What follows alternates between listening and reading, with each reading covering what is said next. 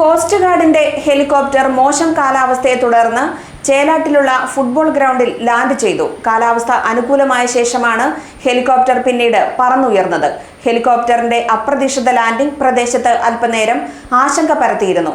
മുൻകരുതൽ ലാൻഡിംഗ് ആയിരുന്നുവെന്നും അടിയന്തര ലാൻഡിംഗ് ആയിരുന്നില്ലെന്നും സേനാ അധികൃതർ വ്യക്തമാക്കി.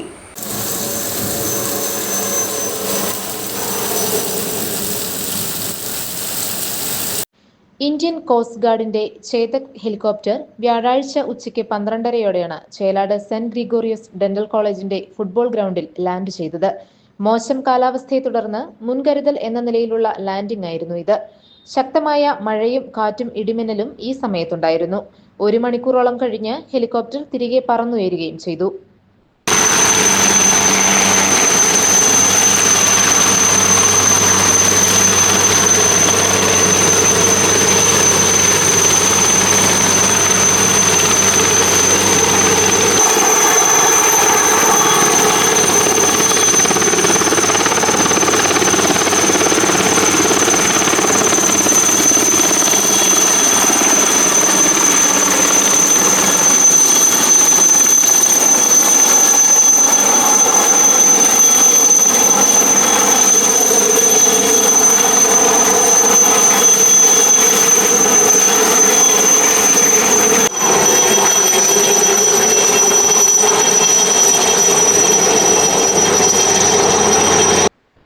തീരദേശ പട്രോളിംഗ് കഴിഞ്ഞ് മടങ്ങുന്നതിനിടെയാണ് കോസ്റ്റ് ഗാർഡിന്റെ ഹെലികോപ്റ്റർ മോശം കാലാവസ്ഥയെ നേരിട്ടത്.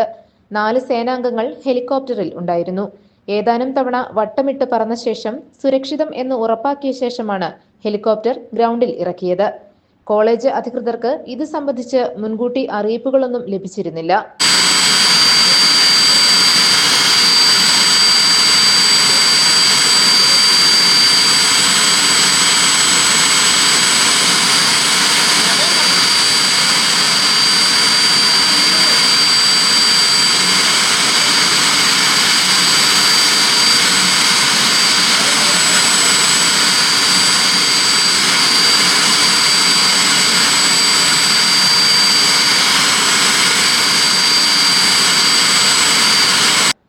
ഹെലികോപ്റ്ററിന്റെ സാന്നിധ്യം പ്രദേശത്ത് അല്പനേരം ആശങ്ക പരത്തി. വിവരമറിഞ്ഞ ഒട്ടേറെ പേർ ഇവിടെ എത്തുകയും ചെയ്തു. പിന്നീട് എത്തിയ പോലീസ് ജനക്കൂട്ടത്തെ നിയന്ത്രിച്ചു. മറ്റ് പ്രശ്നങ്ങളില്ലെന്ന് വ്യക്തമായതോടെയാണ് എല്ലാവർക്കും ആശ്വാസമായത്. മുൻകരുതൽ എന്ന നിലയിലുള്ള ലാൻഡിംഗ് ആയിരുന്നുവെന്നും അടിയന്തര ലാൻഡിംഗ് ആയിരുന്നില്ലെന്നും സേന വാർത്താക്കുറിപ്പിൽ അറിയിച്ചു. ചേലാട്ടിൽ നിന്നും തിരികെ പറന്നുയർന്ന ഹെലികോപ്റ്റർ നെടുമ്പാശ്ശേരിയിലെ കോസ്റ്റ് ഗാർഡ് എയർ എൻക്ലേവിൽ സുരക്ഷിതമായി ലാൻഡ് ചെയ്തു.